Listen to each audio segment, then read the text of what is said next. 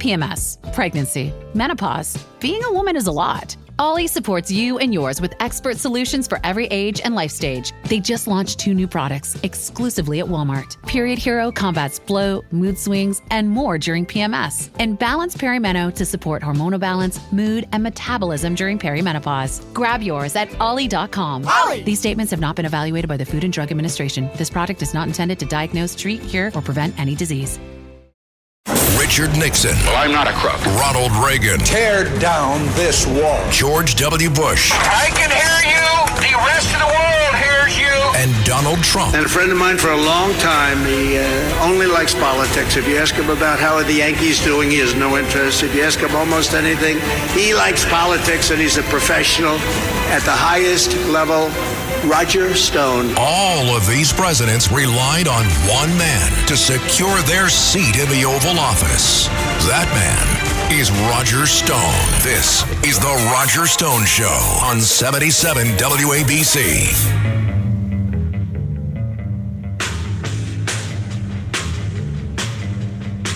Welcome. I am Roger Stone, and this is the Roger Stone Show. Of course, we are at WABC Radio. That's 770 on your AM dial. WABC, making AM radio great again. Now, if you're out of town, you can listen to us on the WABCradio.com website. You can listen in real time, or you can go back and listen to the show later, or maybe you want to tell your friends about it. But I strongly recommend that you get the WABC 77 radio app, because we here at WABC have a lineup that is probably the best AM radio lineup anywhere in the country. We're talking about Larry Kudlow, the former White House economic advisor, the man who was the quarterback for the Trump revival of the American economy. I did Larry's show on WABC yesterday. Rita Cosby, veteran broadcaster, winner of numerous awards for her incisive analysis of the news and current events. If you're a night owl, you don't want to miss Frank Morano after midnight. Frank Morano always has quirky and interesting guests. He has no taste whatsoever when it comes to pizza, but he has a great radio show. Sid Rosenberg in the mornings. This guy is tough as nails. He gets right to it. He's had me on the show several times. Always have a good time with Sid Rosenberg. My old pal, Dominic Carter from New York One. This is a guy who has his fingers on the pulse of the streets of New York. Always interesting. I don't know if you missed it last Sunday, but I was honored to have the greatest mayor in New York City history, Rudy Giuliani.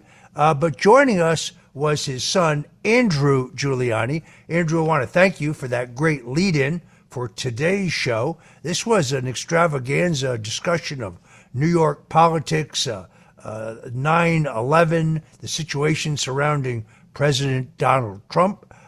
You might want to go back and listen to that show. You can do it by going to the WABCradio.com website.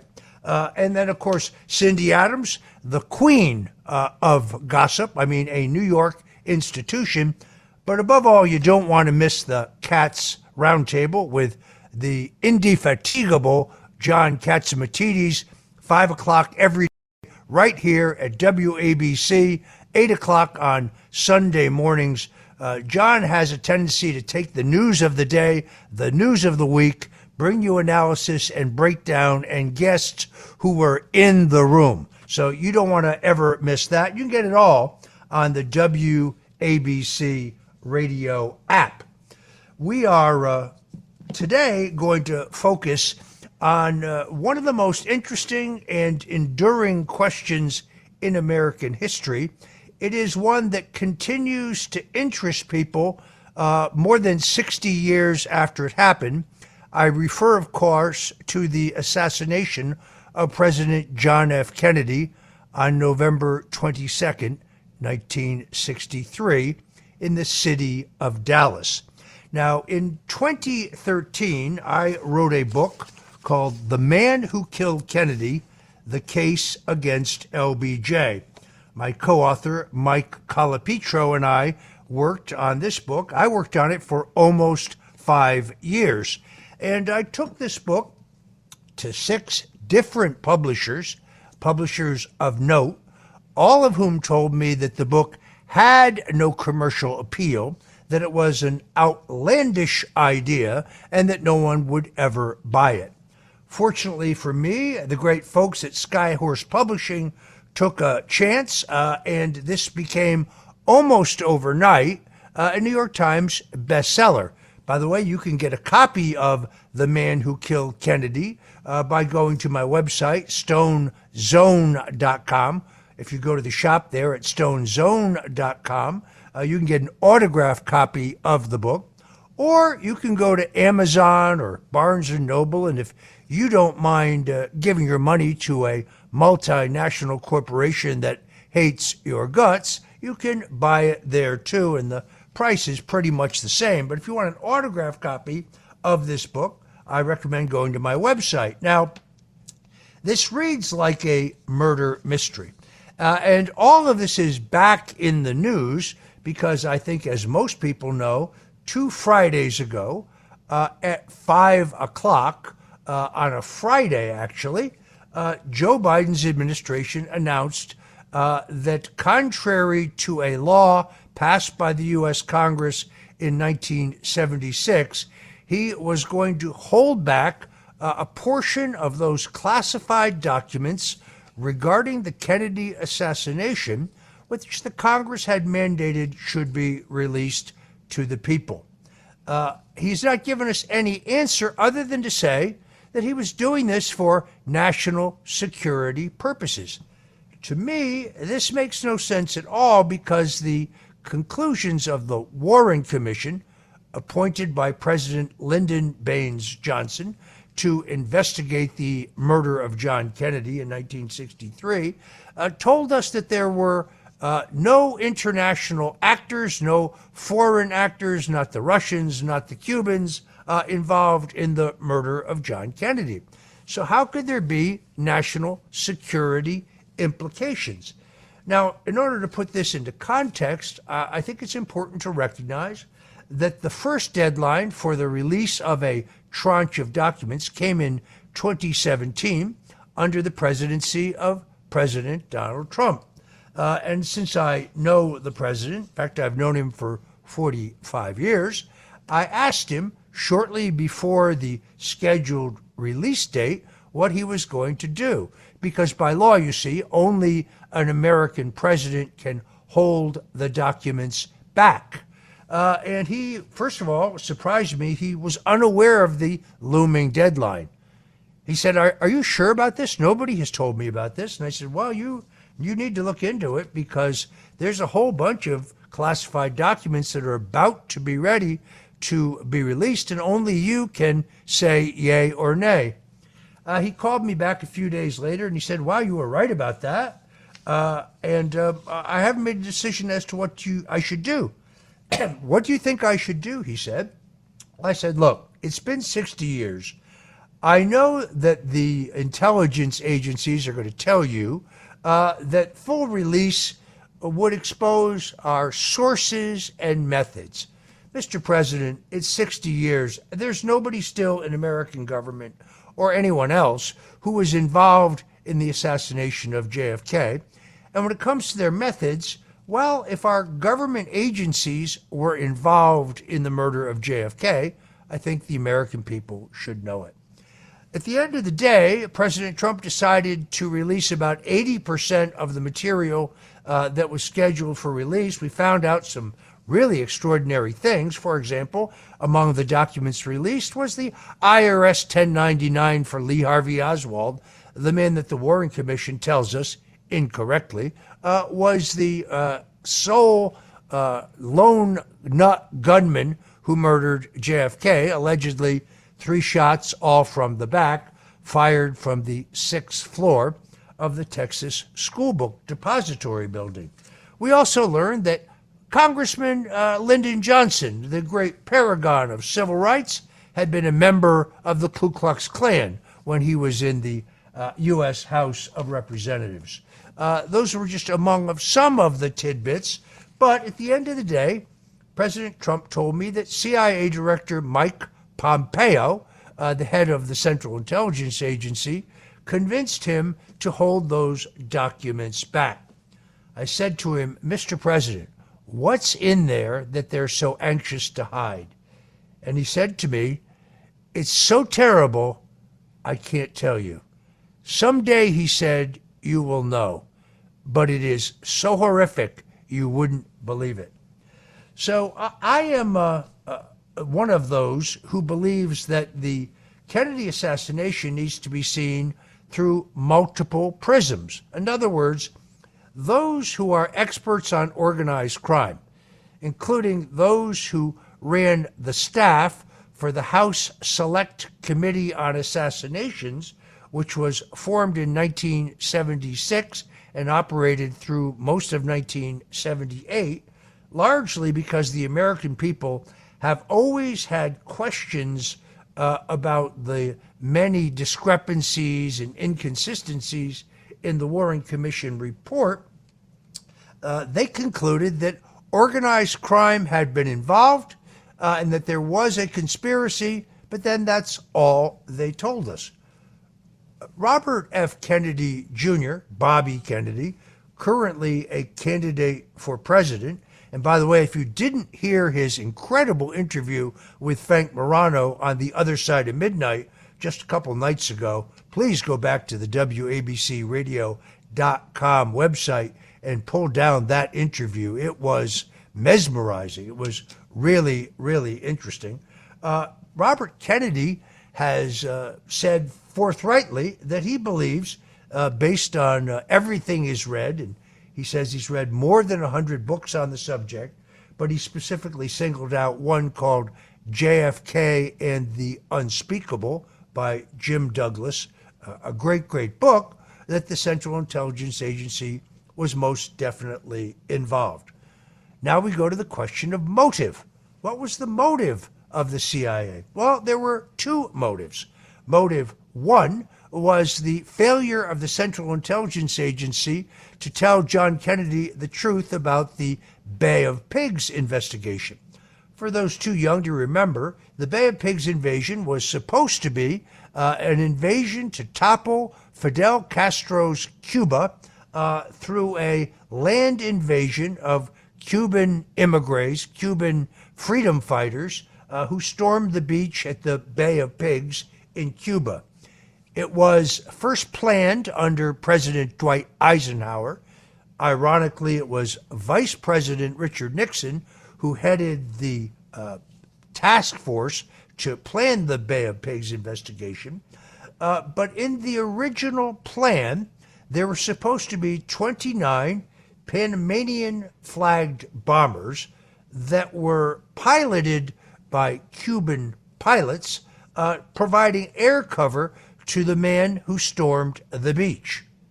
At the last minute, Charles Cable, the number 2 man at the CIA, canceled this air cover, creating a situation in which the men in the beach were being chopped to shreds by Castro's sharpshooters, and the head of the Joint Chiefs went to President John Kennedy and said the only way to save the day is to send in the U.S. Air Force. And Kennedy refused because he had only approved the invasion plan based solely on the idea that it appeared like a homegrown indigenous uprising of the Cuban people. The CIA had also incorrectly told President Kennedy that there would be an uprising and that the people in Cuba would join the freedom fighters who landed at the beaches and that Castro would be overthrown. Contrary to that, the entire plan had leaked. Castro knew when and exactly where they were coming, and he foiled the invasion in a bloody fiasco. John Kennedy also distrusted the Central Intelligence Agency because in the so-called Cuban Missile Crisis in 1962, he had no advance warning from his own intelligence agencies when Russian leader Nikita Khrushchev dropped two intercontinental ballistic missiles pointed at the United States into Cuba. Now, you may have seen the epic movie 13 Days, which alleges that brave John and Robert Kennedy faced down Nikita Khrushchev, and he blinked and he agreed to remove the missiles from Cuba, saving the United States from the brink of World War III. There's only one minor problem. None of that is true. The Central Intelligence Agency and the Pentagon knew in real time, which was classified for 40 years, that the Kennedys made a secret deal with Nikita Khrushchev, the Russian dictator, to remove American missiles from Turkey and Italy, thus changing the balance of power in the European theater. It was John Kennedy who famously said that he intended to smash the CIA into a million pieces and scatter it to the wind. Then, of course, there is the role of organized crime.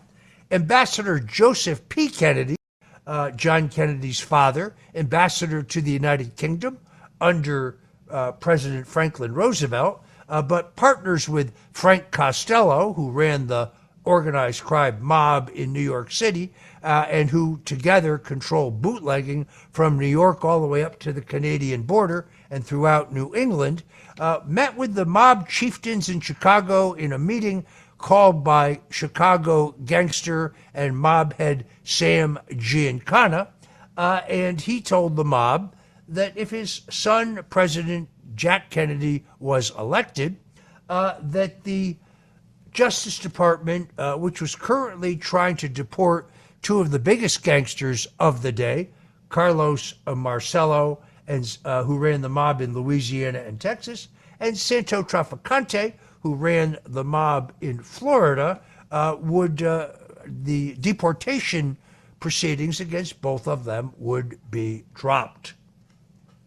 The mob also agreed to put up $1 million and to twist arms for Jack Kennedy, first in the West Virginia primary, where he ended the political ambitions of Senator Hubert Humphrey, and then later in Chicago and in Dallas, Texas, where there was enough voter fraud to ultimately guarantee the victory of John Kennedy. Unfortunately, after Kennedy's election, Joe Kennedy, the ambassador, was struck with a debilitating stroke, lost the capacity for speech, and was no longer in place to enforce the deal that he had made. Robert Kennedy Jr.'s father, U.S. Senator from New York later, but then U.S. Attorney General, went after Marcello and Santo Trafficante, who were both facing deportation from the country with, as Kennedy used to say, great vigor. And this explains the mob's interest in the removal of President John F. Kennedy. If you're just tuning in, this is WABC Radio. This is The Roger Stone Show. We're talking about the most enduring murder mystery in American history, the murder of John F. Kennedy. Interestingly, a Gallup poll taken just a few years ago shows that almost 66% of Americans do not believe that Lee Harvey Oswald acted alone and do not believe that he was the man who killed Kennedy. So we've established the motive of the Central Intelligence Agency. We have established the motive of the mob. Then there was Big Texas Oil. John and Robert Kennedy were seeking to repeal the oil depletion allowance. This is a tax that would have cost the oil billionaires of Texas hundreds of millions of dollars in new taxes. Their water carrier in Washington was Senator, later Vice President, Lyndon Baines Johnson. And then, of course, there were also the international banks. President John F. Kennedy was seeking to have a silver-backed dollar, did not want to move to paper money, which will, of course, upset the Federal Reserve. Now, what's most important to understand is that Lyndon Johnson, the sitting vice president, had the greatest single motive for the removal of John F. Kennedy. Lyndon Johnson, who had blackmailed his way onto the ticket in 1960 anyway by threatening Kennedy with the exposure of an affair that he had with a East German spy named Inga, through the courtesy of Johnson's close friend, FBI Director J. Edgar Hoover. Johnson had pictures that had been surreptitiously taken of JFK and this East German prostitute in bed. And also, Johnson insisted that he could steal Texas for the 1960 Kennedy-Johnson ticket. But it is notable that on the day of John Kennedy's inauguration, a very cold and bitter day in Washington, D.C., the Sergeant of Arms of the Senate, Lyndon Johnson's right-hand man, many would say his bagman, was standing next to Ted Sorensen, the famous JFK speechwriter, the de facto author, by the way, of Profiles in Courage, the book for which John Kennedy received a Pulitzer Prize. I'm not sure Jack Kennedy ever read the book, never mind wrote the book. And first Kennedy was sworn in, then LBJ was sworn in. And when Sorensen said to Bobby Baker, "Well, Bobby, congratulations," Bobby Baker turned red and said, "John Kennedy will die a violent and premature death." And he stormed away. At the 1960 convention, when Lyndon Johnson was asked why he would give up the massive power of being Senate Majority Leader to be essentially standby equipment as Vice President, Johnson said, "Well, 1 out of 4 vice presidents became president upon the death of the president, and I'm a gambling man, and I like those odds." There it is, folks. LBJ's motive was the most acute motive. He was being investigated in 2 of the greatest scandals of the time. First, there was the Billy Sol Estes scandal. Billy Sol Estes was a flamboyant Texas wheeler dealer, and Johnson was getting paid huge kickbacks by Sol Estes for federal agriculture contracts that Johnson had used his political juice to deliver. And then there was the Bobby Baker scandal. Baker was the Senate president, Senate secretary. He was Johnson's bagman. And in fact, no major appropriation of any kind moved in the U.S. Senate without a payoff to Johnson. In fact, Senate hearings investigating Bobby Baker opened on November 22nd, 1963. Throughout the day of John Kennedy's assassination, Johnson was on the phone back to Washington to see if his name had yet surfaced in that investigation. Even more acutely, Johnson was aware that Drew Pearson, the single most influential syndicated columnist of the day, already had a column in the can scheduled to be published on November 23rd, 1963, which documented the fact that Lyndon Johnson had taken a multi-million-dollar bribe for delivery of a defense contract to General Dynamics. So for Lyndon Baines Johnson, it was kill or be killed. Now, we get to the question of who really shot John Kennedy. First of all, I don't think there was just one shooter. No government marksman, no Army, Marine Corps, any other uniformed member of our military, the finest sharpshooters in the world, have ever been able to duplicate 3 shots fired in rapid succession within the time frame required, because we know the exact timing of the alleged 3 shots, because a Dallas police officer had inadvertently left his microphone of his radio on And through acoustic analysis, we know the exact sequence. 13 doctors and nurses at Parkland Hospital in Dallas insist that they saw a blowout wound the size of a grapefruit in the back of Kennedy's head. That would mean that Kennedy was shot from the front, not the back. Abraham Zapruder, an amateur photographer, the only one of two men with a movie camera running, a home movie camera, had a film of Kennedy's actual murder. That film was seized by the FBI, and there was only one journalist who was allowed to see it, Dan Rather, later of CBS.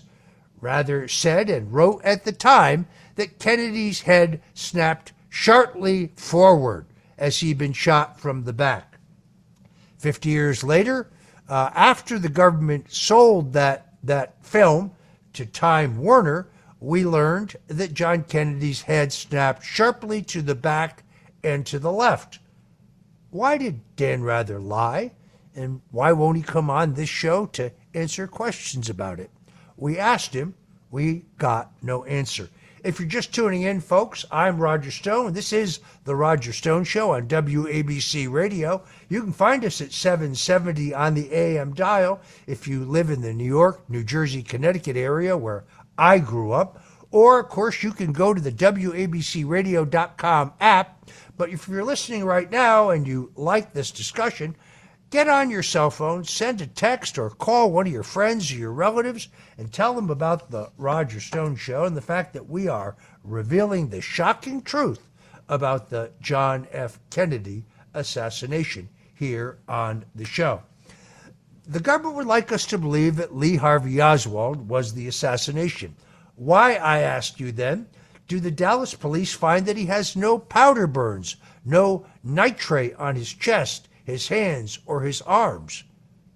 We've been told that he used a leaky $29 Carcano vintage World War II carbine that he had bought through mail order to kill President John F. Kennedy, yet he has no powder burns found on him.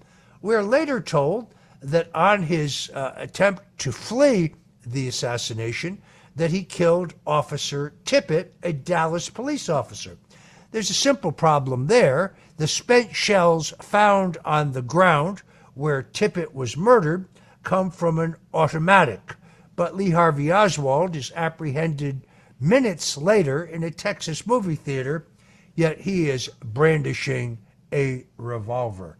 Yet another of the discrepancies in the Warren Commission. No, I think that the killer is Malcolm Mac Wallace. Malcolm Wallace has the highest rating as a sharpshooter, as a Marine Corps veteran. Lee Harvey Oswald has the lowest rating, by the way. And Malcolm Wallace left his fingerprints on the cardboard boxes in the crow's nest on the 6th floor of the Texas School Book Depository building. How do we know this? Well, in 1951, Malcolm Wallace was arrested and convicted of first-degree murder. Therefore, the Texas Rangers have his fingerprints on file. A fingerprint expert named Darby clearly says that they are a multi-count match, and it is pretty clear that 6 witnesses, 2 of them in a jail directly across the street from the Texas School Book Depository, where the inmates are watching the Kennedy motorcade, and 4 witnesses on the ground, all say that in the 6th floor window of the Texas School Book Depository building, the window from which it is alleged Lee Harvey Oswald discharged the 3 shots that killed JFK, they see a man who meets the description of Malcolm Wallace, heavy-set, balding, wearing glasses, and also wearing a tan jacket and light-colored pants.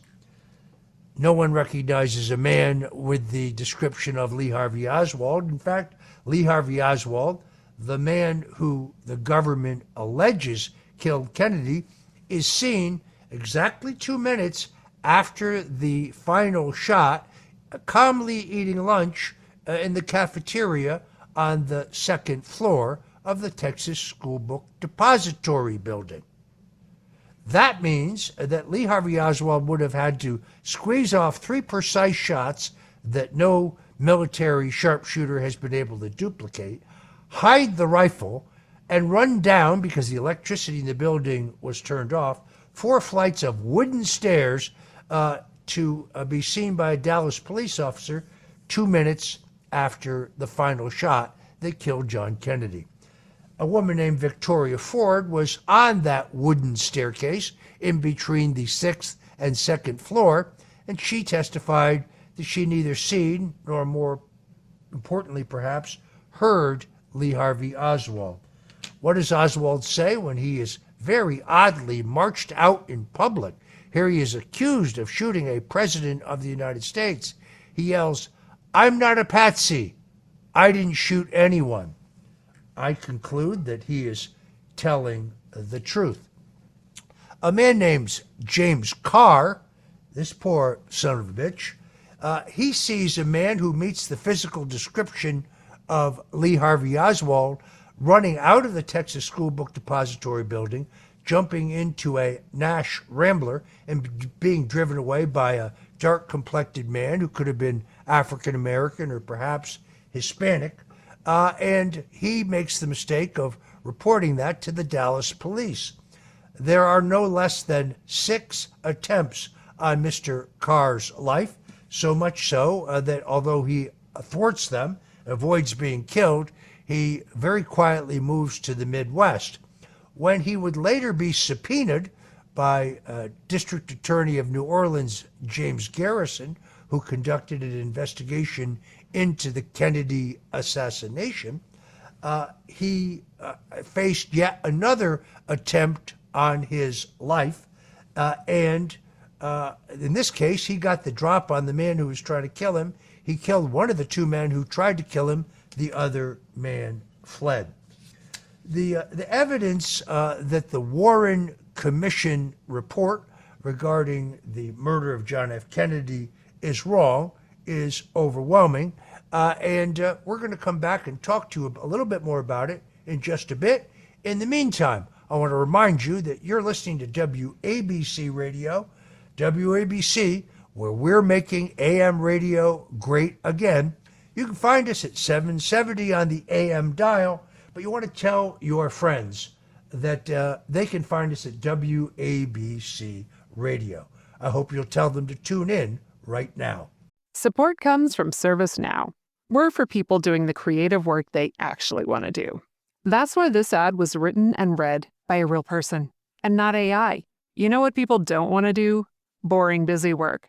Now with AI agents built into the ServiceNow platform, you can automate millions of repetitive tasks in every corner of your business, IT, HR, and more, so your people can focus on the work that they want to do. That's putting AI agents to work for people. It's your turn. Visit ServiceNow.com.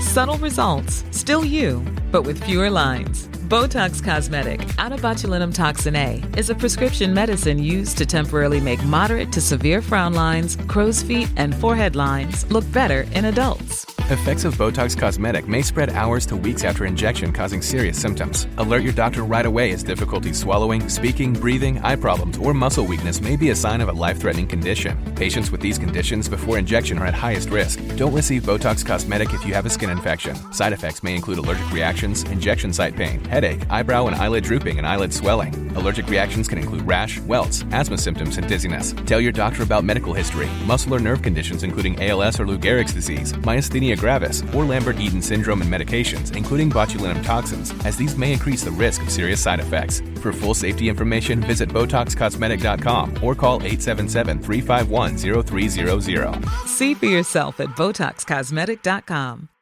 Richard Nixon. Well, I'm not a crook. Ronald Reagan. Down this wall. George W. Bush. I can hear you. The world hears you. And Donald Trump. And a friend of mine for a long he only likes politics. If you ask him about how are the Yankees doing, he has no interest. If you ask him almost anything, he likes politics, and he's a professional at the highest level Roger Stone. All of these presidents relied on one man to secure their seat in the Oval Office. That man is Roger Stone. This is the Roger Stone Show on 77 WABC.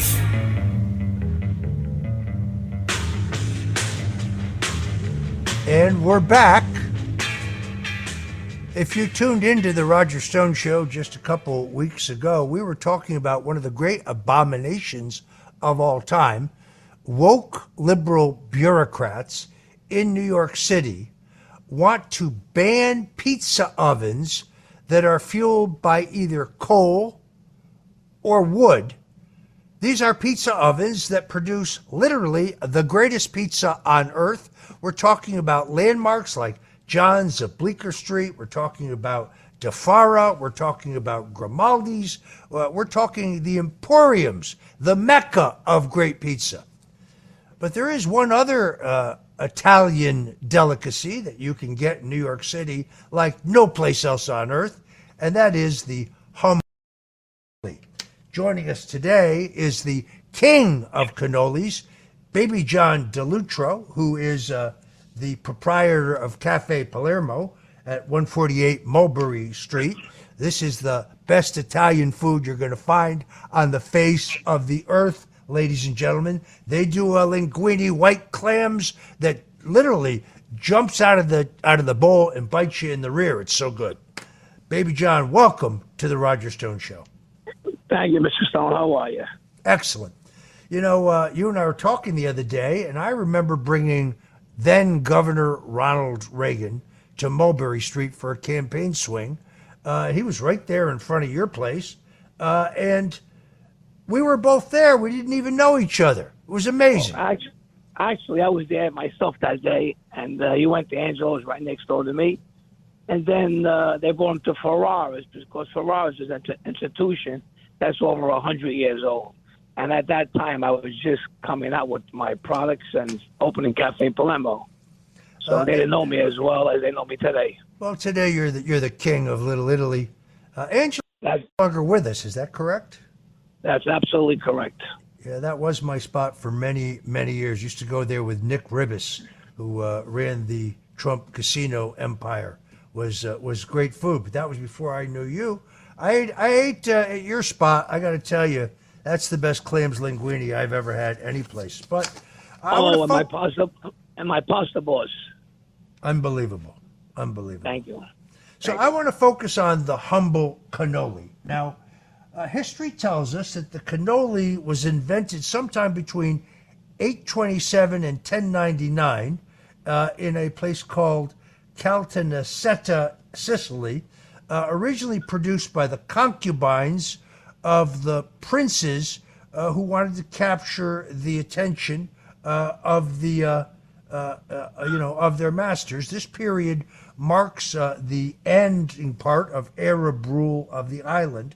It was then known as the Emirati of Sicily, giving rise to the theory that the origins of the humble cannoli actually came from the Arab world.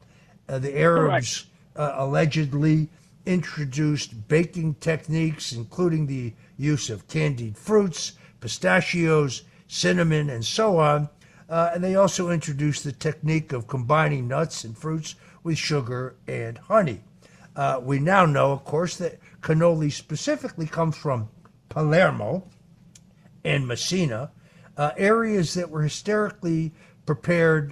The delicacy was prepared for a carnival season, possibly as a symbol of fertility.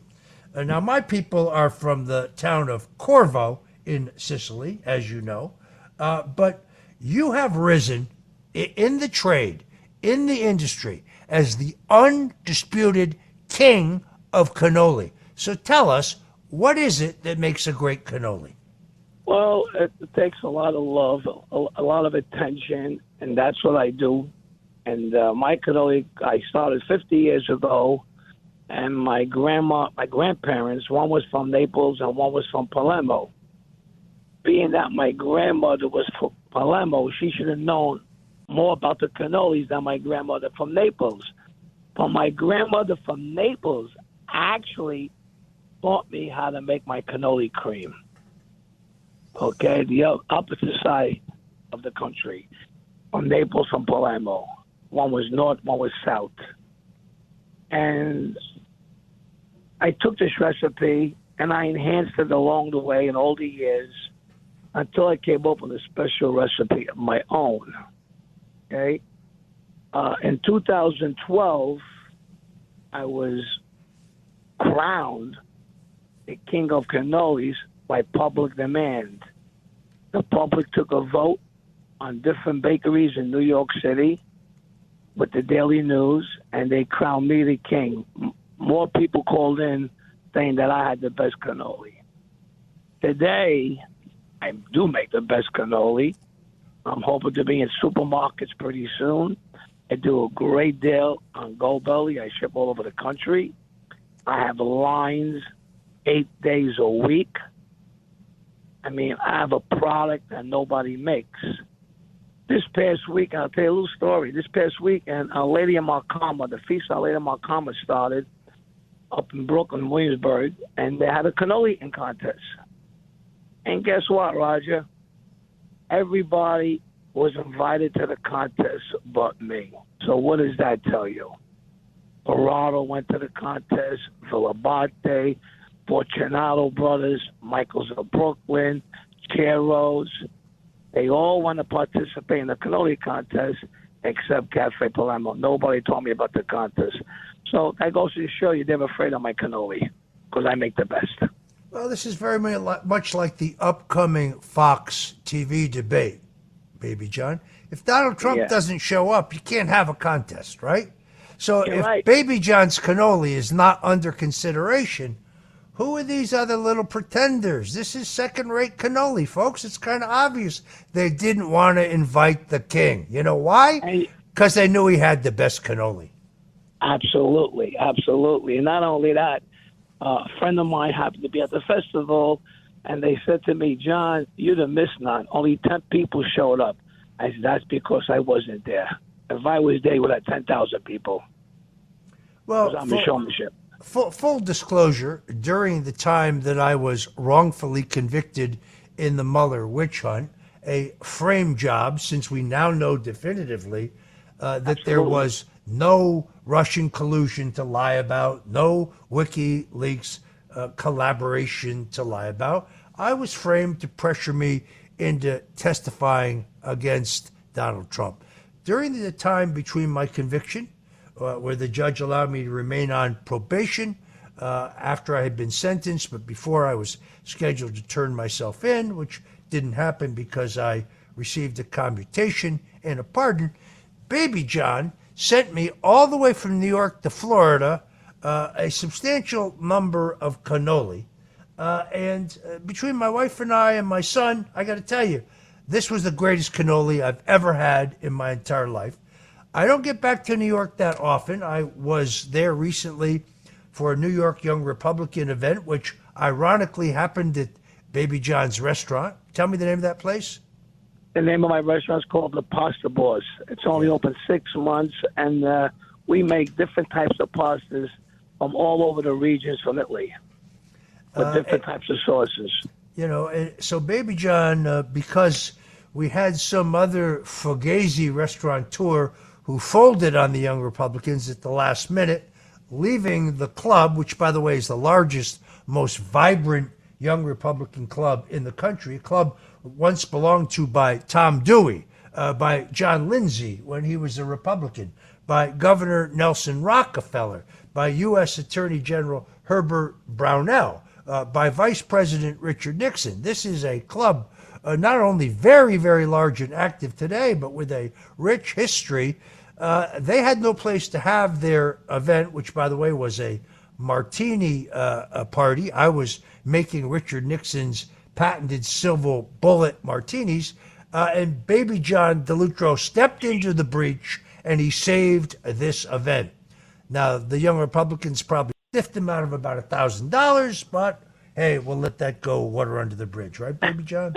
Correct. As long as everybody enjoyed themselves and had a good time, that's the most important part. No, you really saved the day. It was a great party. I had lunch at the Pasta Bowl the next day.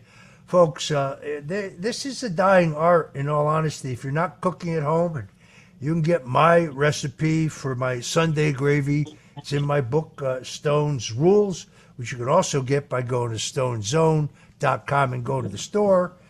Baby John has looked at my recipe, and he's given it the A-OK. Baby John, I know your wife has been ill. We're praying for her.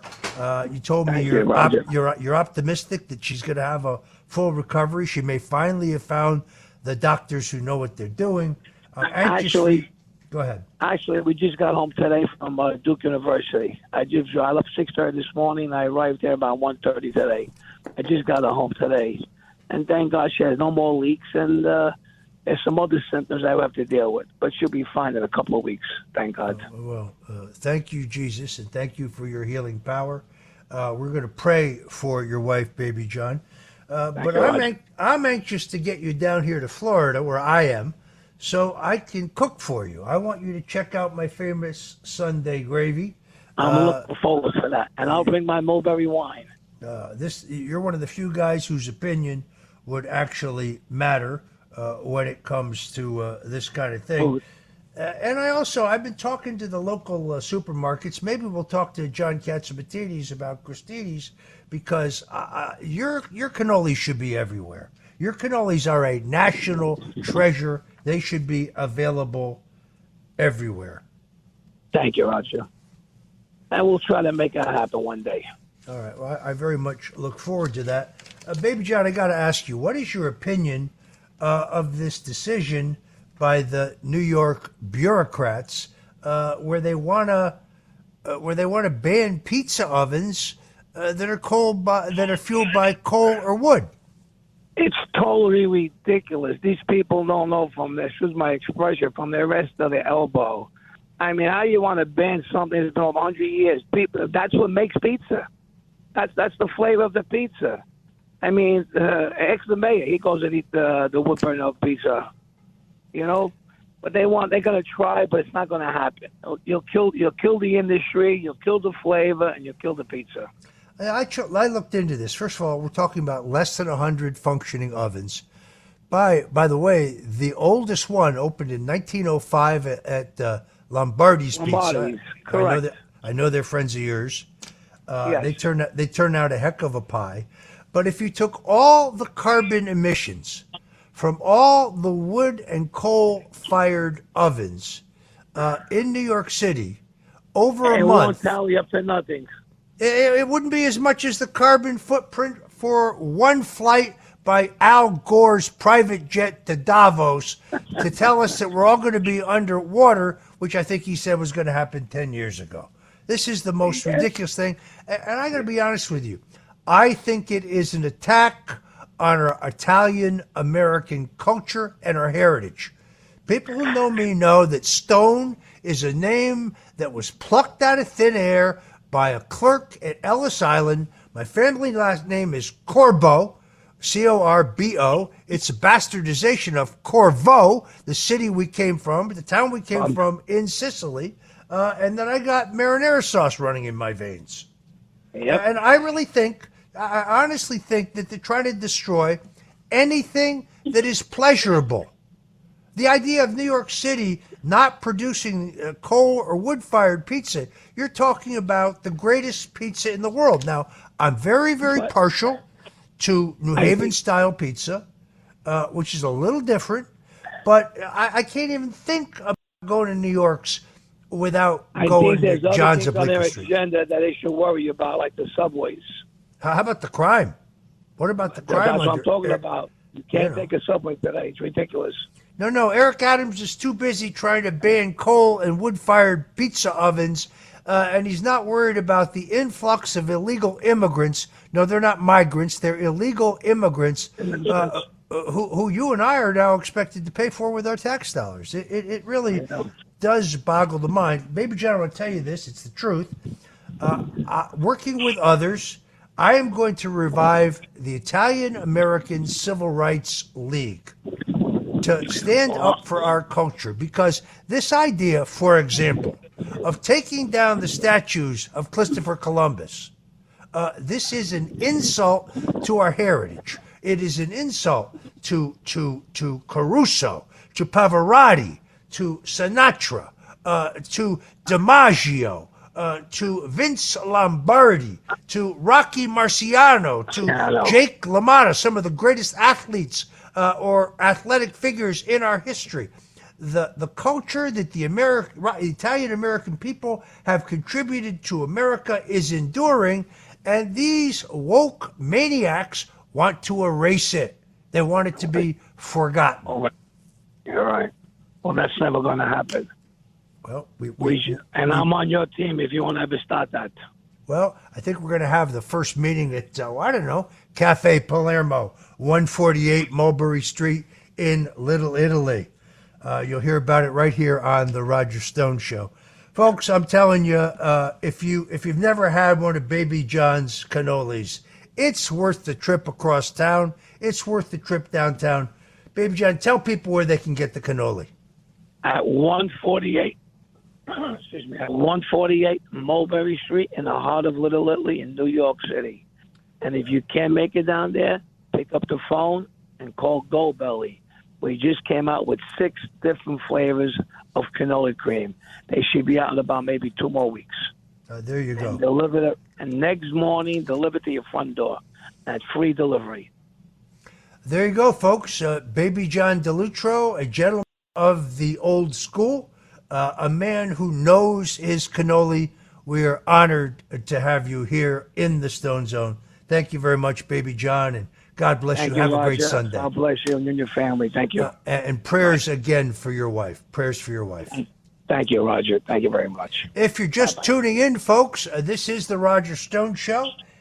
We are from 3 to 5 o'clock every Sunday afternoon on the powerhouse of AM radio, WABC. You can find us at 770 on the AM dial. You can also listen to the show if you're out of town, if you're not in the greater New York, New Jersey, Connecticut area, by going to WABCradio.com.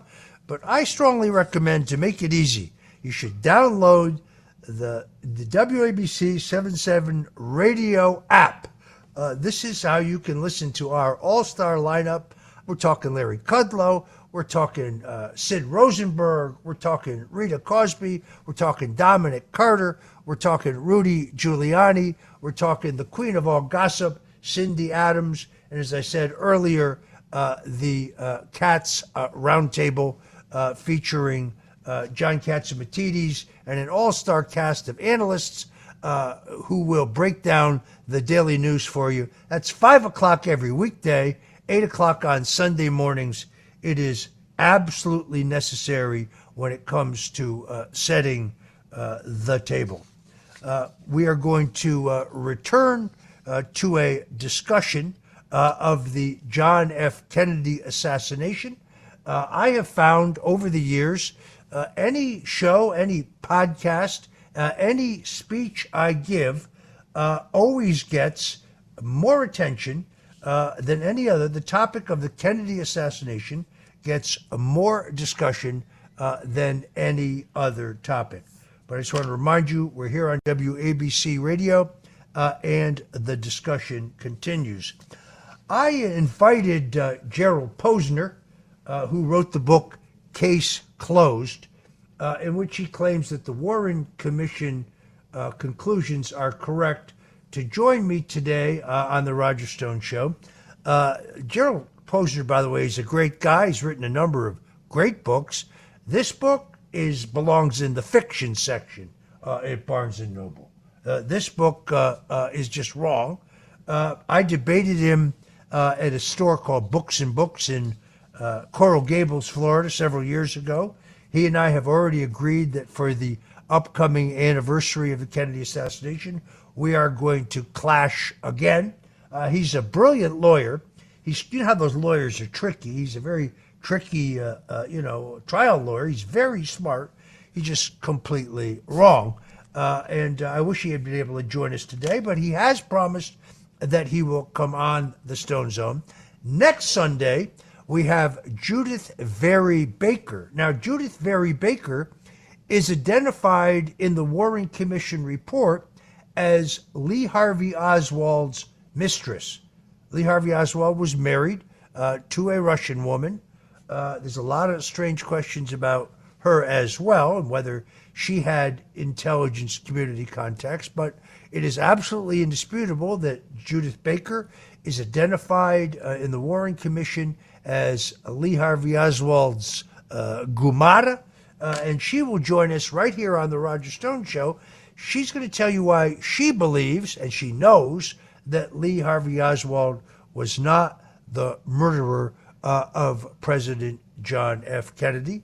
So we look forward to that. That'll be next Sunday between 3 and 5 right here on WABC Radio.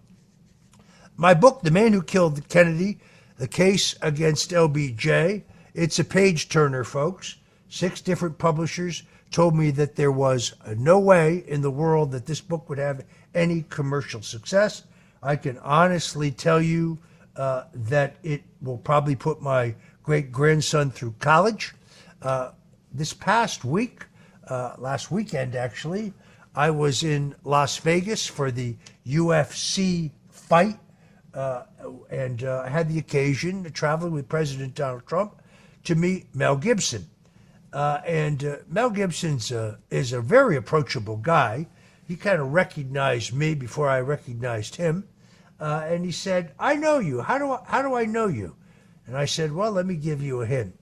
Maybe you remember when 29 FBI agents stormed my home at 6 o'clock in the morning to arrest me." And he said, wait a minute, you're Roger Stone. And I said, "Yes, I am Roger Stone." And he said, "I read your book on the Kennedy assassination. I think it was the best book I've read. What was the name of it?" The name of it was The Man Who Killed Kennedy, The Case Against LBJ, where I make the case that Lyndon Johnson was the linchpin of a conspiracy, I hate that word, to kill his predecessor. I've explained the motives of the CIA. I've explained the motives of the mob. I've explained the motives of Big Texas Oil. I've explained the motives of the bank. But you see, Lyndon Johnson had a unique relationship with each. As Senate Majority Leader, Lyndon Johnson took the unusual step of appointing himself to the subcommittee of the Defense Appropriations Committee, where the CIA's secret black box budgets were prepared. That means that Lyndon Johnson is the paymaster for the Central Intelligence Agency.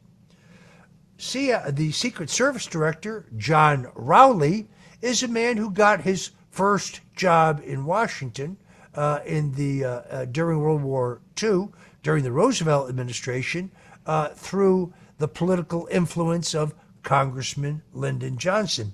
Indeed, when LBJ returns from Dallas on Air Force One, landing at Andrews Air Force Base, the first man who bounds up the stairs to embrace the new president is Secret Service Director John Rowley.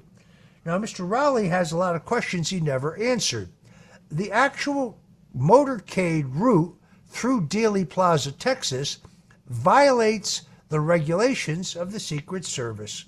The Secret Service manual, which we know, by the way, was purloined by Lyndon Johnson early in his vice presidency, does not allow for the presidential limousine to come to a full stop.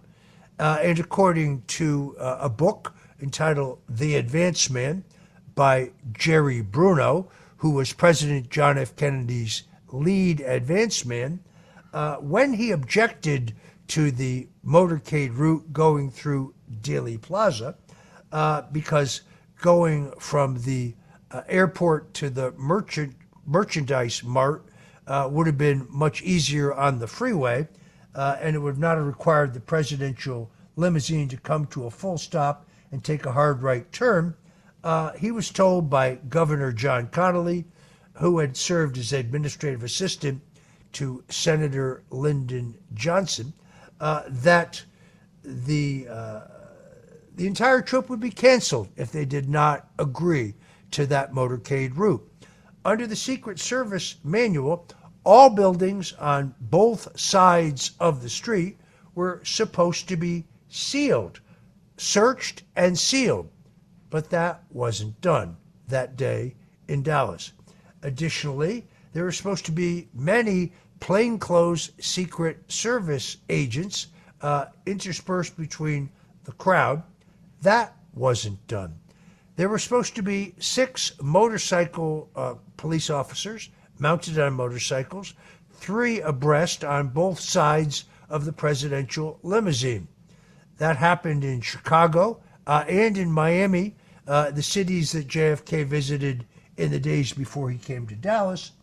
But in Dallas, there was 1 police officer, and he was instructed to ride behind the presidential limousine. There's also supposed to be 2 Secret Service agents riding on the rear bumper. You can go to YouTube right now and see the video in which one of those agents is told by his superiors to stand down. He actually shrugs his shoulders and he walks away. My book, The Man Who Killed Kennedy, The Case Against LBJ, a New York Times bestseller, is also a portrait of President Lyndon Johnson. Now, Robert Caro, who is a very fancy and respected academic author, has written a 3-volume biography of Lyndon Johnson, for which he received a Pulitzer Prize. How could it be that Billy Sol Estes is not mentioned anywhere in his books or in his index? I believe it is because after Sol Estes went to prison for his corruption, a trial in which Lyndon Johnson's involvement was never revealed, he came out and swore out a statement that he had been in the room and overheard conversations in which Lyndon Johnson planned the murder of his predecessor, John F. Kennedy. And then there is the question of President Johnson's mistress. His mistress was named Madeline Brown. Madeline Brown actually bore Lyndon Johnson a son, Stephen Brown. Stephen Brown would die under mysterious circumstances, as did many who were connected to the Kennedy assassination. Interestingly enough, the first time I became acquainted with Madeline Brown, who actually spent the night with Lyndon Johnson the night before in a Fort Worth hotel on November 21st, 1963, when she was interviewed by Geraldo Rivera. And you can still see this interview on YouTube. And she claims that Lyndon Baines Johnson told her the night before the assassination and the morning of the assassination that after tomorrow, I won't have to put up with these Irish sons of bitches again. There it is. Now, interestingly, when I first met the great Geraldo Rivera in a green room in Fox several years ago, prior to or after the publication of my book, I told him that one of the things that had inspired me to write the book was his interview with Madeline Brown. Geraldo told me that I was mistaken. He didn't know anyone named Madeline Brown, and he had never interviewed her. What's up, Geraldo? What's the story? We can go to YouTube right now, and we can see it. The investigation into John Kennedy's murder was first conducted by the FBI under J. Edgar Hoover, and Hoover concluded his entire investigation in 7 days and insisted that Lee Harvey Oswald had killed John Kennedy and had done so acting alone. He then, the advisors to President Johnson, who first wanted a Texas state commission to investigate the murder under the supervision of U.S. Supreme Court Justice Tom Clark, who was a Johnson ally, But he ultimately became convinced by his advisors that the American people weren't going to buy it. And that's from which the Warren Commission was born. But the makeup of the Warren Commission is very, very odd. We do know by listening to the recorded audio tapes of conversations between Johnson and Supreme Court Chief Justice Earl Warren that Warren did not want to serve and that Johnson basically told him that Kennedy had been killed by the Russians. That's false.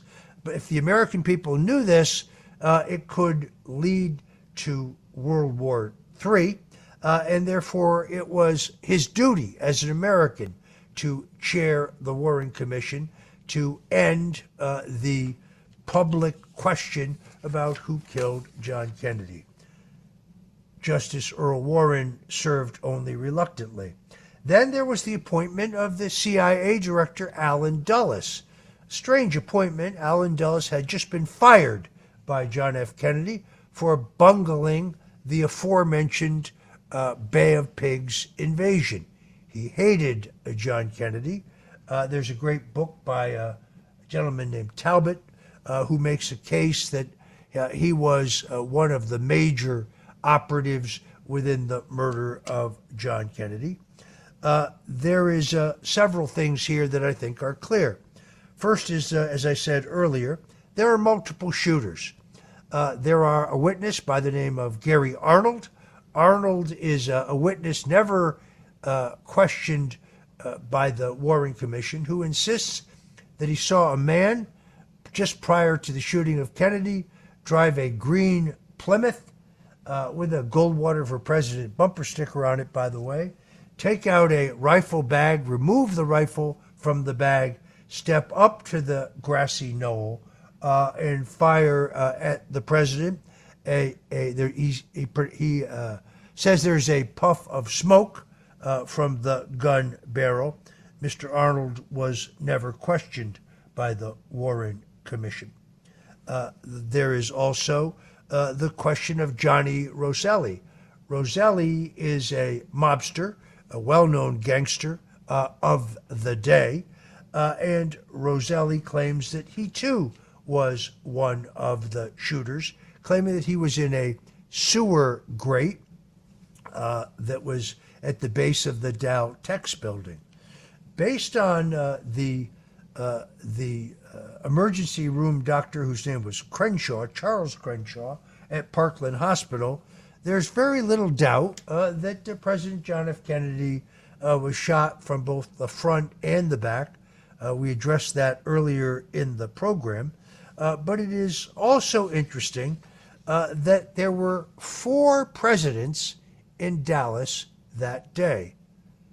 Those would be, of course, President John F. Kennedy, President Lyndon Johnson, President Richard Nixon, and future President George H.W. Bush. How very odd that they would all be in Dallas on that very day. Now, in the case of Richard Nixon, who I had the honor and privilege of working for, he was in Dallas to address a Pepsi-Cola bottlers convention, and he was actually leaving Dallas on the morning of the 22nd. He had a press conference in Dallas.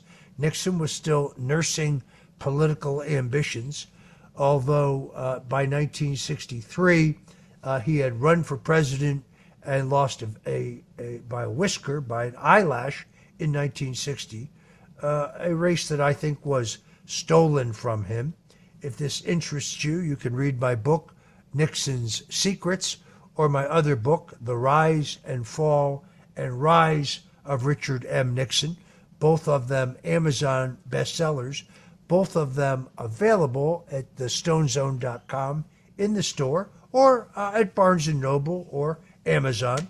But he actually, because the atmosphere of right wing in Dallas was such so virulently anti-Kennedy, he had held a press conference to urge the people of Dallas to give a courteous welcome to the president.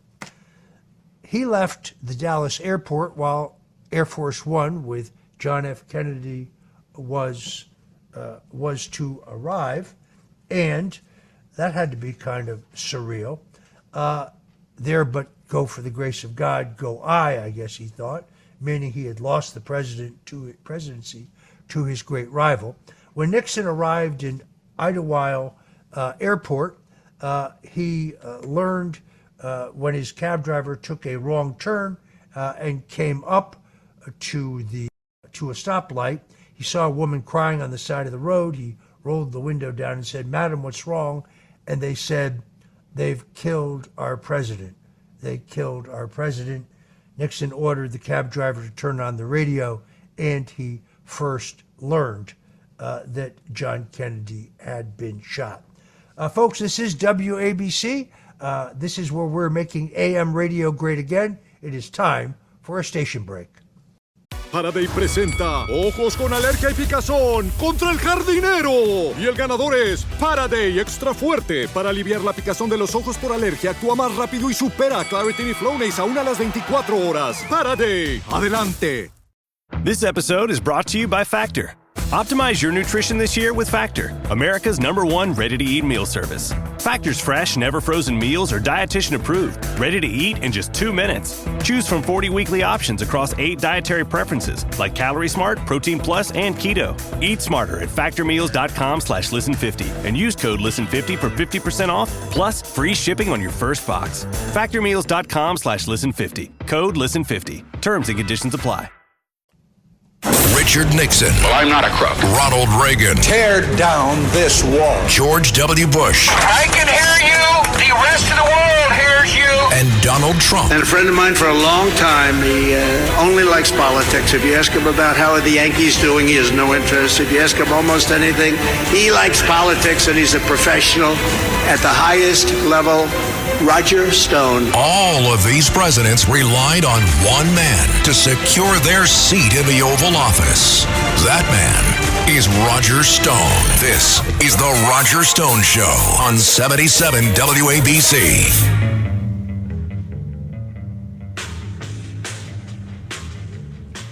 We are back on The Roger Stone Show. I am your genial host, Roger Stone.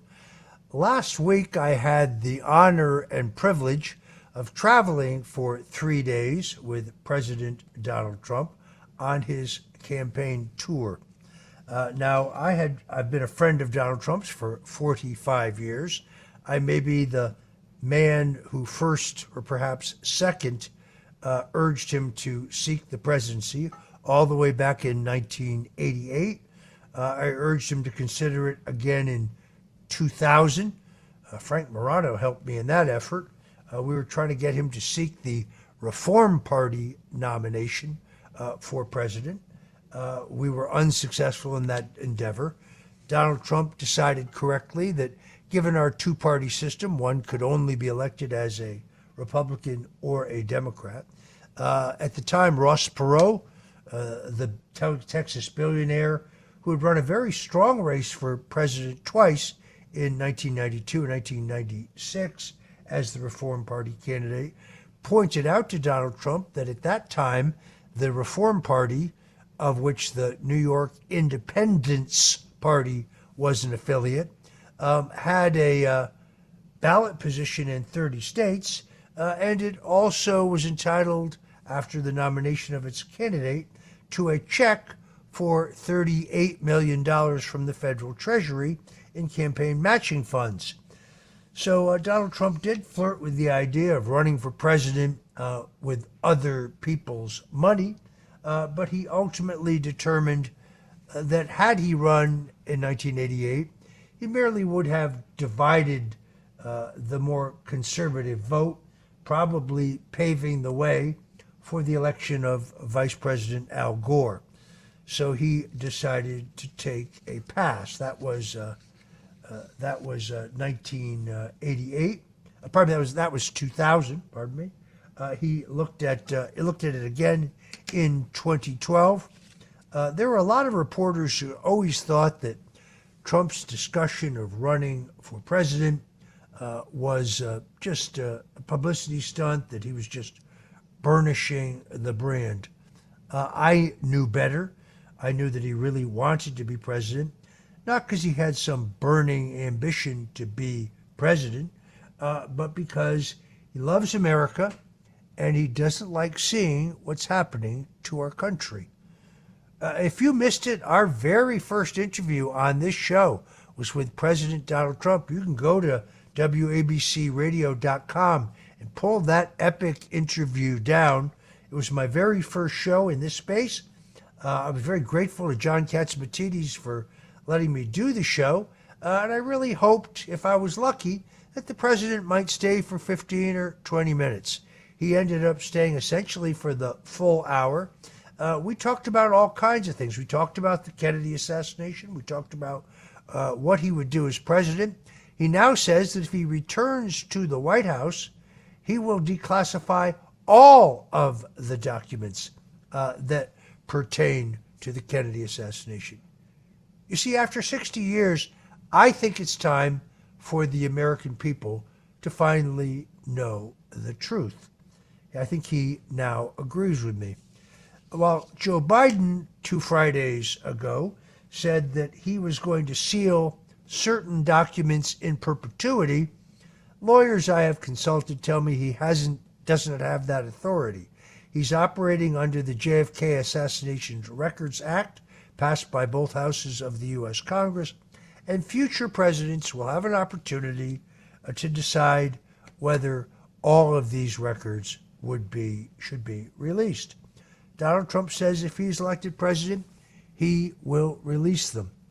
Robert Kennedy, currently running for president, says if he is elected, he will release them. What could possibly be in these records that they are so desperate to hide from the American people? The anomalies and inconsistencies in the official narrative regarding the murder of JFK, they go on and on. For example, Malcolm Kilduff, who was the deputy press secretary for President Kennedy, the man who very famously can be seen in newsreels announcing formally that John F. Kennedy passed away at a given time on November 22nd, 1963, notes in his oral history that he was in an elevator with now President Lyndon Johnson. He was distraught. He had just seen his boss, John Kennedy, brutally murdered. And he said to Johnson, "Who would do this, Mr. President? Who could do such an awful thing?" And Johnson said, "It was a communist, son." "A communist," Kilduff said. "What kind of communist?" "It was a Russian communist, son." Now, I note to you at the time that Johnson told Kilduff this, Lee Harvey Oswald had not yet been apprehended. How could we know he was a Russian communist? We couldn't. We also know that the FBI sent out a telex to all of its bureaus across the country, reporting that Lee Harvey Oswald, who had renounced his U.S. citizenship only to return to the United States — by the way, that's a pretty good trick in itself if you're not an intelligence asset — had been apprehended in the murder of John F. Kennedy. The problem is that Oswald has still not been apprehended and was at large. Demonstrates advanced knowledge of the alleged involvement of Lee Harvey Oswald in the murder of John Kennedy. As I said, Richard Nixon was flying back to New York from Dallas, where he spoke to a convention of the Coca-Cola Bottlers Association, and was told by a woman at a stoplight that Kennedy had been killed, had it confirmed on the cab radio, AM radio, And when he got to his apartment house, the doorman was in tears. He said, "Oh, Mr. Vice President, the president is dead." Nixon records that he went to his apartment. He called FBI Director J. Edgar Hoover, who he had known through his 8 years in the vice presidency, his 2 years in the U.S. Senate, and his 4 years in the U.S. House, and said, "Edgar, who did it? Was it one of those right-wing nuts?" And Hoover said, "No, Dick, it was a communist." Well, the problem with that is knowing the exact time that took place. Again, Lee Harvey Oswald had not yet been apprehended. Too many anomalies here. And then there is the odd question of George H.W. Bush. Now, many in the conspiracy community have George Bush as a major player in the assassination of Kennedy. I don't think that's true. First of all, he's relatively young. He's not yet been elected to Congress. He is in the oil business. There's a lot of evidence that Zapata Oil, his offshore oil company, is actually a front for the CIA. But for 30 years, George H.W. Bush said that he could not remember where he was the day John Kennedy was killed. Anybody who was old enough to remember the Kennedy assassination knows exactly where they were.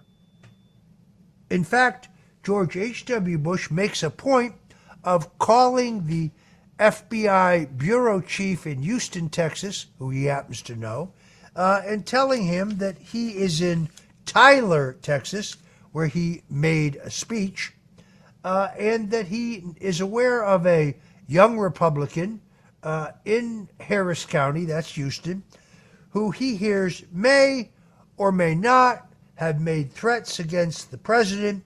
And oh, by the way, did I mention that I'm in Tyler, Texas, giving a speech?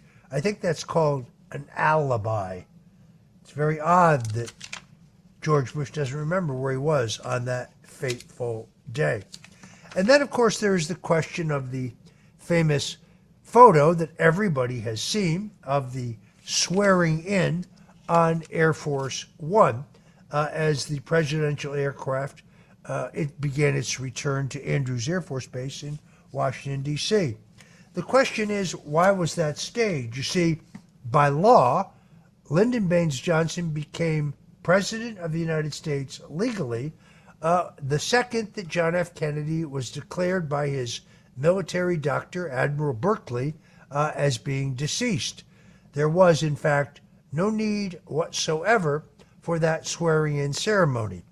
The purpose of the swearing-in ceremony was to twist the knife in Robert Kennedy. See, Lyndon Johnson and Robert Kennedy hated each other. That's because during the 1960 campaign, someone, Lyndon Johnson, had broken into the office of John Kennedy's doctors and learned that Kennedy was suffering from Addison's disease. We know it was Johnson because Texas Governor John Connally and the Republican National Committee woman from Texas, India Edwards, held a press conference in Los Angeles exposing the fact that John Kennedy had Addison's disease and would not be healthy enough, they claimed, to serve as President of the United States. It's interesting that numerous faux historians, Mike Beschloss being one of them, have blamed Richard Nixon for the break-in in John Kennedy's office, doctor's office, when in fact all of the evidence points to the fact that Lyndon Johnson perpetrated that crime and that Robert Kennedy hated Johnson for it.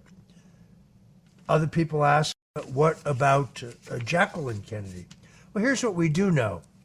Governor John Connally, who had served as the administrative assistant and chief of staff to U.S. Senator and then Vice President Lyndon Johnson before returning to Texas to run for governor, was slated to ride in the car the open-air limousine with President Kennedy and his wife, and Nellie Connolly, the governor's wife, and Senator Ralph Yarborough, the other Texas senator, was slated to ride with Vice President Lyndon Johnson in a Cadillac limousine that the Secret Service called the Queen Mary, which would normally be directly behind the president's car. Actually, there normally would have been a Secret Service vehicle that included sharpshooters brandishing rifles between the two cars.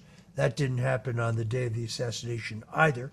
But curiously, we know from Senator Yarborough's memoirs that prior to the first shot being heard, Johnson dives to the floor of his limousine where he appears to be seen talking on a walkie-talkie. If you don't want to believe me, you can look at the stills from a newsreel video that shows Yarborough and a grinning Lady Bird Johnson and a grim-looking LBJ, and then in the very next frame, Lyndon Johnson has disappeared. That's because, according to Yarborough's oral history, LBJ has hit the deck. What does he know that we don't know? It is one of the enduring mysteries of the Kennedy assassination. I'm going to leave this conversation here, other than to say to you that if this interests you, I strongly recommend you pick up my book, The Man Who Killed Kennedy, The Case Against LBJ. It is a New York Times bestseller. You can get it by going to stonezone.com in the shop there. I will be happy to send you an autographed edition. But otherwise, you can buy it at Barnes & Noble or Amazon or pretty much any place that great books are sold.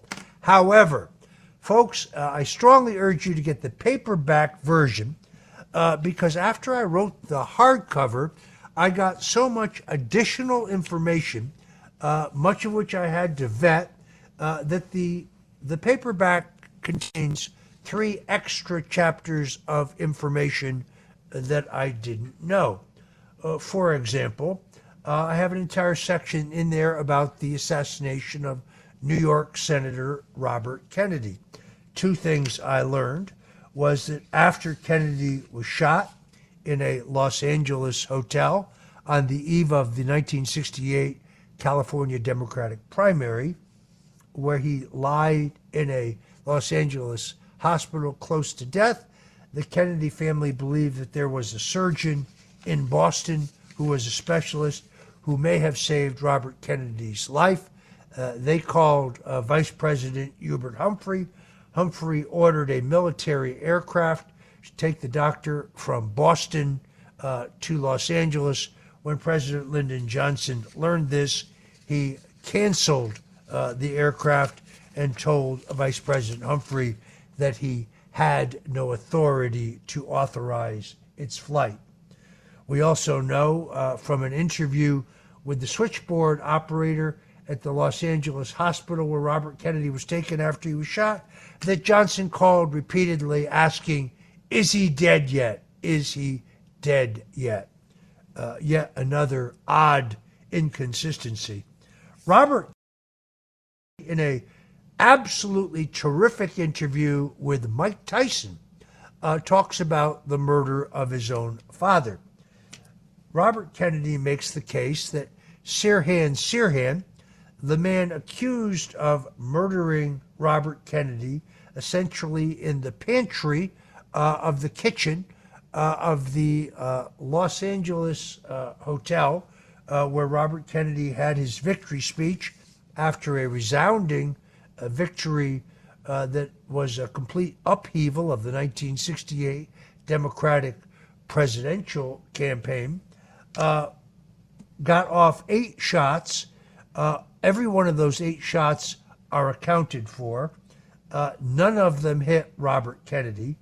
That Sirhan Sirhan was in front of Robert Kennedy at all times, but the autopsy conducted by the famous pathologist and coroner Thomas Noguchi, concluded that Robert Kennedy had been shot at point-blank range in the left temple, the left rear of his head, with the gun literally up against his head, and therefore had been shot from behind.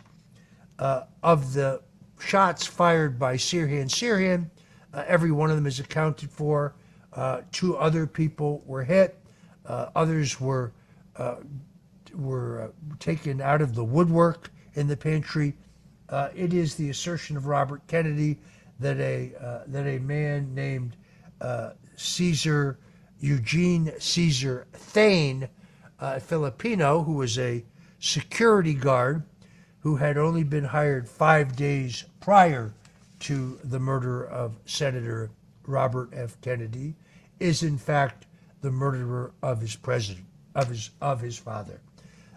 Robert Kennedy has also expressed his belief that the motive for Robert Kennedy's murder was a speech that he gave in California in the closing days of the California primary, where he was asked by a student that if he was elected president, he said he would reopen the investigation into his brother's murder. You can imagine how that felt for those who were in on the murder of JFK. This is the Roger Stone Show. This is WABC Radio. Again, find us at 770 AM on the radio dial. It's WABC, making AM radio great again. Folks, you want to go out and get and download the WABC radio app. It makes listening to the best programming on radio much, much easier. There's so many great people in our lineup. As I said earlier, Larry Kudlow, a friend of mine of many years, the man who quarterbacked the turbocharging of the American economy as the White House economic advisor under President Donald Trump. Rita Cosby, award-winning journalist, broadcaster, always an incisive analysis of everyday's news. If you're a night owl, Frank Morano on the other side of midnight, some of the quirkiest and most interesting programming out there. You definitely want to go back and listen to his incredible interview with Robert F. Kennedy Jr., currently a candidate for president, challenging President Joe Biden for renomination. The great Sid Rosenberg. Boy, you can't stop this guy. He is a powerhouse.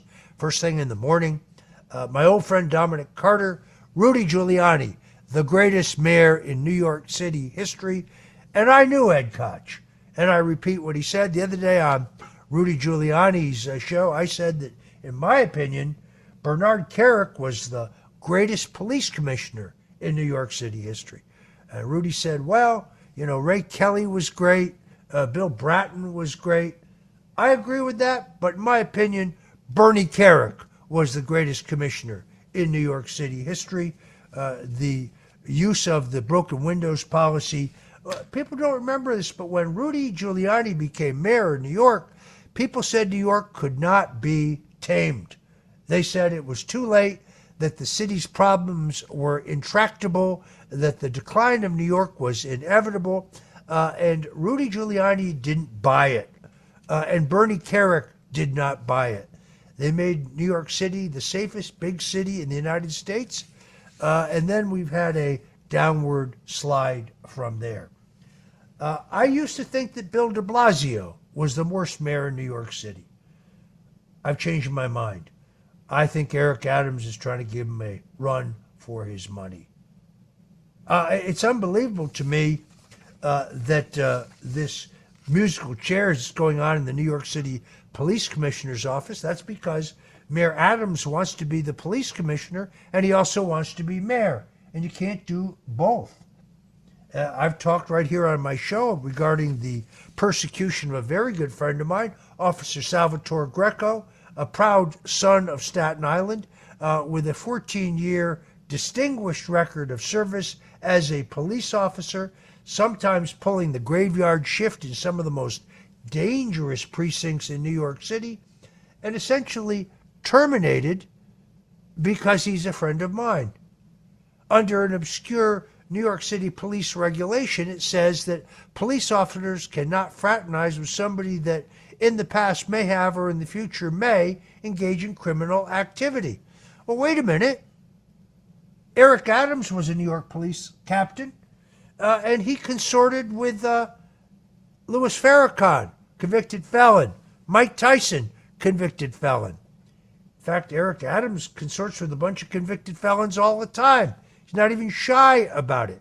Now, Eric Adams, as a New York police captain, was charged under the same regulation as my friend Salvatore Greco, and they conducted an investigation, and they docked his pay 5 days. But in the case of Officer Salvatore Greco, he was terminated. He lost his pension. He doesn't have a good conduct letter, so he can't get a job as a police officer anyplace else, say in Florida, where he lives now. See, that's the two-tiered justice system at work. It is outrageously unfair. And then you had to see this a couple weeks ago. Cardi B, the police-hating rapper, a rapper who makes songs about killing police officers, a convicted criminal, a known gang member. She was actually invited to address the New York City Police Academy.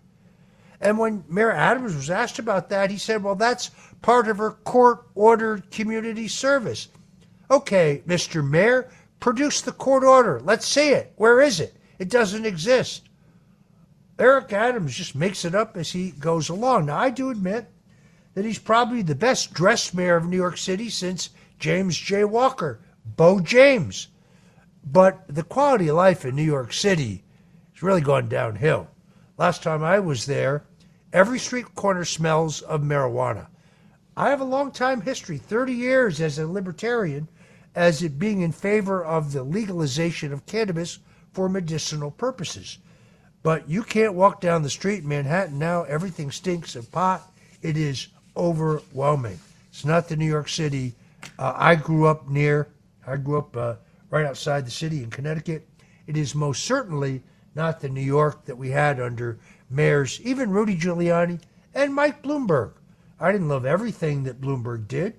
I figured if you wanted a sugary soda, you had to be able to get one. And he had no business telling you how big or small it should be. But you did have a continuation of the tough on crime policies as pioneered by Rudy Giuliani. New York City was a much greater place. Last time I was in New York City, I saw Andrew Giuliani, whose show is on just before mine. A guy who, I got to tell you, I've seen a lot of political horseflesh in my day. Andrew Giuliani is going to be governor of New York State someday. There's no question about it. I mean, I was prepared, in all honesty, to be underwhelmed. I mean, he has the tough job of being the son of a famous father. He worked in the Trump White House. He'd been a professional golfer. He sounded to me like a lightweight. He's not. He's very, very impressive in terms of his mastery of the issues, his knowledge of the problems facing New York, his level of energy. We went to a place called the Beach Cafe. The Beach Cafe has the best hamburger in all of New York City. Yeah, I've been to J.P. Mellon's. I've been to all of the great saloons. But I got to tell you, the Beach Cafe, which is at 70th and 2nd Avenue, that's the best burger I have. In fact, when you go there, the burger is called the Stone Burger. You want to check it out? It's a hamburger with a fried egg on top. It is really to die for. It doesn't matter whether you're a Republican or a Democrat, or you're not into politics at all. The last of the great old-time saloons, the Beach Cafe at 70th and 2nd Avenue is it. By the way, there's no payola here. They don't pay me to say this. I don't even get a free hamburger out of it. I'm just telling you, I remember the old New York. I remember the good old days when there were a dozen places that had a great, great burger. And you can't find that anymore. Stop by the Beach Cafe, folks. I think you'll love it. Andrew Giuliani, thanks for that great warm-up introduction before the show. I'm going to buy you a burger next time I'm there. This is Roger Stone. This is the Roger Stone Show. We're here on WABC, and we're going to take a break for station identification. This episode is brought to you by Hulu, presenting Paradise. Paradise is Hulu's critically acclaimed addictive drama series, starring Sterling K. Brown, Julianne Nicholson, and James Marsden. The Daily Beast calls Paradise your next TV obsession, and the New York Times says it's exhilarating in all the right ways. Paradise is for your Emmy consideration in all categories, including Outstanding Drama Series. For more information, visit fyc.hulu.com. The rural way of life is about making everyone feel at home. Tractor Supply chose advanced 5G solutions from T-Mobile for Business to transform intelligent customer service. Together, we put the power of AI to work across 2,200 stores, keeping things running seamlessly inside, curbside, and countryside. This is elevated customer experience. This is Tractor Supply with T-Mobile for Business. Take your business further at T-Mobile.com/now. Home means something different to everyone. But with Rocket Mortgage, home can mean even more. It can mean a college education, taming your high-interest debt, even a renovation. We've made it easier than ever to use your home equity. That home you worked so hard for, now it can work hard for you. Call 800-4ROCKET or visit rocket.com to find out more. Rocket Mortgage, LLC, licensed in all 50 states, NMLSConsumerAccess.org, number 3030. Richard Nixon. Well, I'm not a crook. Ronald Reagan. Tear down this wall. George W. Bush. I can hear you. The rest of the world hears you. And Donald Trump. And a friend of mine for a long time, he only likes politics. If you ask him about how are the Yankees doing, he has no interest. If you ask him almost anything, he likes politics, and he's a professional at the highest level. Roger Stone. All of these presidents relied on one man to secure their seat in the Oval Office. That man is Roger Stone. This is the Roger Stone Show on 77 WABC.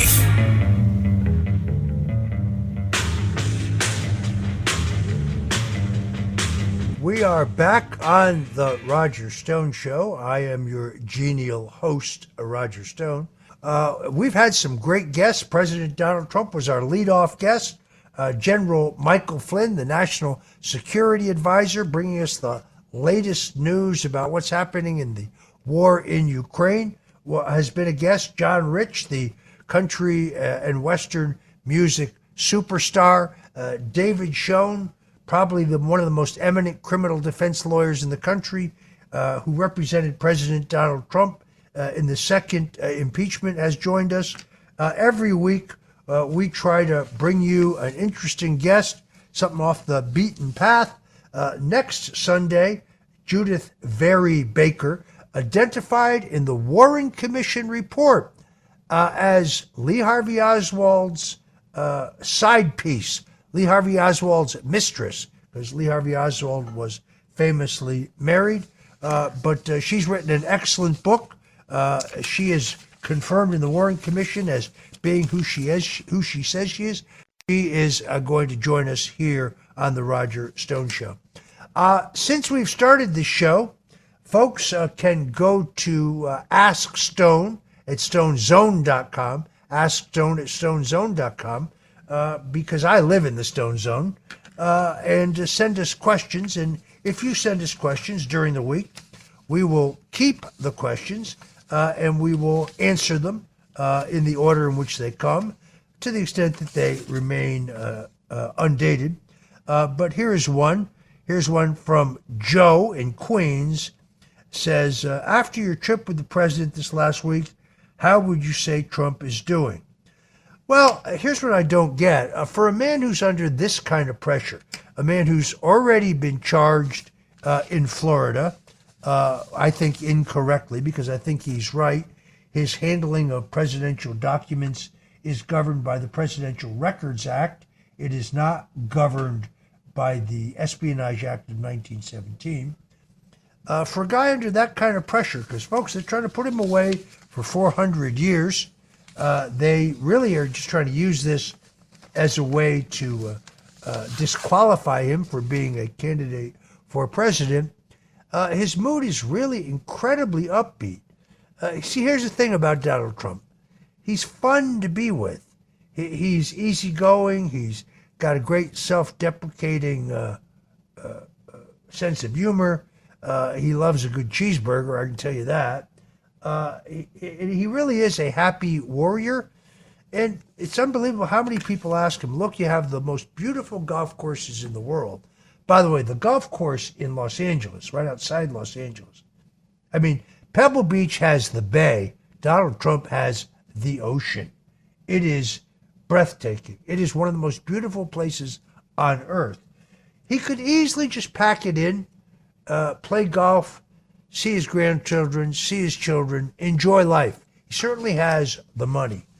So why does he keep doing this? Because he loves America. Because he doesn't like to see what's happened to us. Every single president in my lifetime has promised us energy independence. Every single one. And none of them delivered it. And we had to go groveling to the Venezuelans and to the Saudis, to OPEC, begging for oil.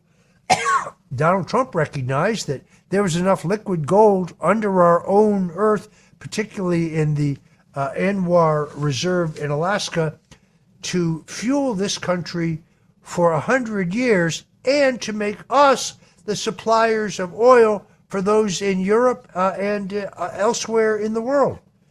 Joe Biden turned off that tap. Joe Biden stopped giving out drilling permits for gas or oil, knew exactly what he was doing. So the president is in high spirits. He also recognizes that returning to energy independence is the absolute cornerstone to reviving the American economy. I think it's the first thing he would do. Chris from New Jersey says, how do you feel about NATO denying Ukraine? Isn't that what this war is supposed to be about?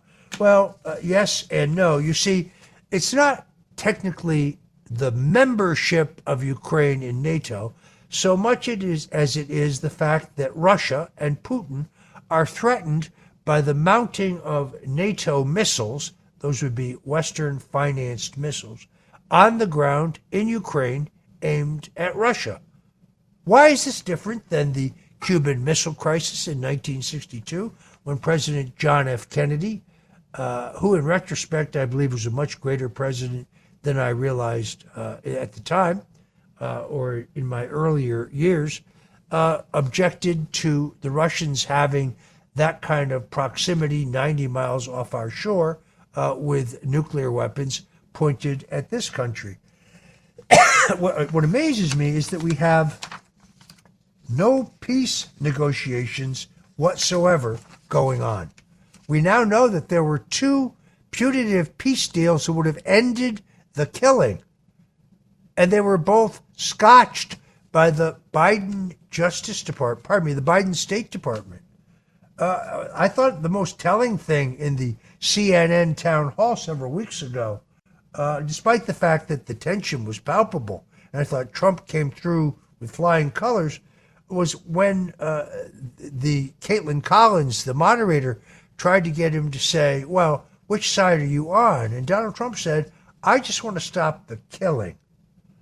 She wanted Trump to say that Putin is a war criminal. Well, you can't call him a war criminal one day and then try to negotiate a peace settlement with him the next day. I really do believe that Donald Trump is perfectly positioned to end this conflict. He is the guy who cut off the Russian oil pipeline. So for those who say he's a stooge for Putin, that pretty much proves that's false. He's also the one who gave the Ukrainians the offensive missiles that the Biden administration, the Obama administration, was denying them. He has the attention and the credibility of everybody involved. He's demonstrated his diplomatic chops when he negotiated a deal with the dictator of North Korea. It's true that both former President Bill Clinton and outgoing President Barack Obama told Donald Trump that the worst problem, most dangerous problem he faced was the potential for a nuclear-armed. And Donald Trump, being a businessman, being a negotiator, said, well, are we talking to them? Of course, we weren't talking to them. Oh, no, Obama said, we can't talk to them. Well, you always have to talk to those who have or may soon have nuclear weapons. Donald Trump, through extraordinary diplomacy, convinced the North Koreans to put their nuclear weapons development program on hold. Now that hapless Joe Biden is back in the White House, the North Koreans have taken that program off the shelf, and they have begun it again.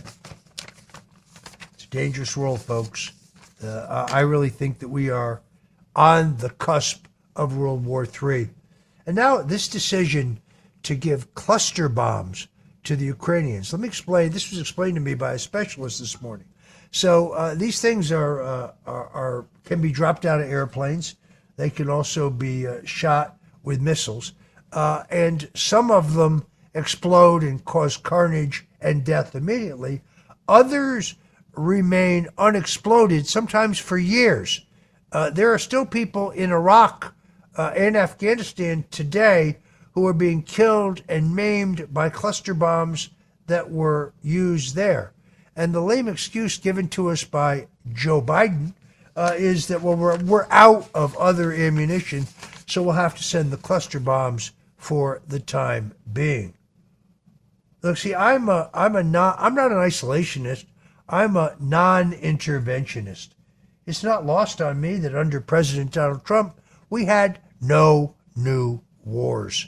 And he successfully brought home men and women from the Middle East, but without the collapse of the countries we brought them from, because we use this very expensive drone technology that we've paid a fortune for in our tax dollars to keep the enemy pinned down to cover our retreat. That did not happen in Afghanistan under Joe Biden.